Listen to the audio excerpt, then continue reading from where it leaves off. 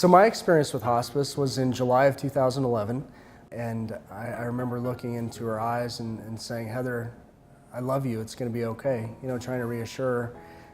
And she looked up at me and she said, "I love you too."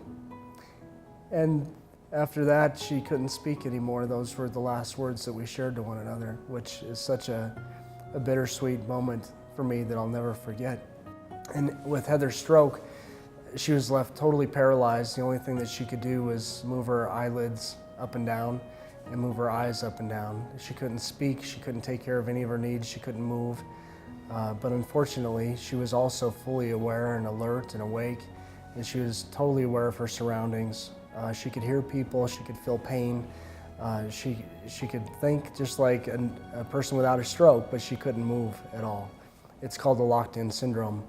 So obviously her needs would outweigh what I could provide for her. So the hospice house became a good option for us. And the next 29 days here at the hospice house, my boys and I took on that mission. And with your staff partnering with us, we made her last days absolutely amazing, I hope. They'd often wheel her bed out to the garden behind us. And those were the most tender, special moments for my wife and I.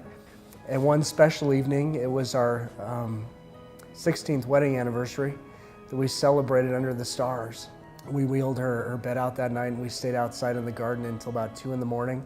And God had just thrown out a million stars onto the night sky and just a warm, gentle breeze, and it was just us.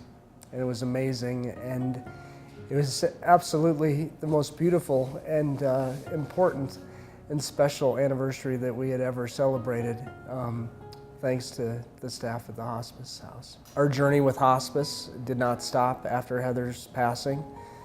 Afterwards, we had an intense support system here at hospice through different programs, especially for my boys. The teen camp, the youth camp, Camp Francis, that my children have gone to every year since Heather passed away. One sweet thing, my 7-year-old son came home after his first experience at Camp Francis, and I asked him, "How was it? Did it help you?" And he said, "Dad, it helped empty my heart of all the tears that were inside there."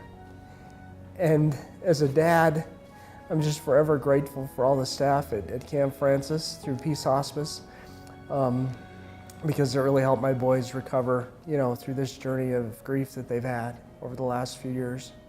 But the last year that she was alive, we were planning to go to Disney World in August of that year, and she had her stroke in July. And so when my boys and I had returned to Disney, we found the statue of Minnie and Mickey, and the title of the statue is A Walk in the Park.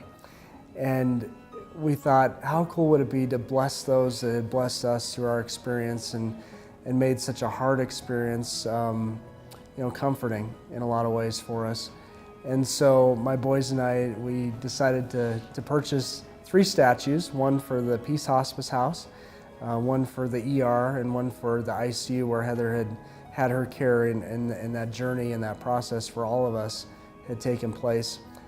And the thought behind that, the story behind it was, if we can at all give somebody who's going through a crisis and a hard time any amount of joy or just a brief smile on their face by seeing Minnie and Mickey in these places and reading the little plaque that we had written for that, it was well worth it. And just to show our appreciation for everything that the staff had done.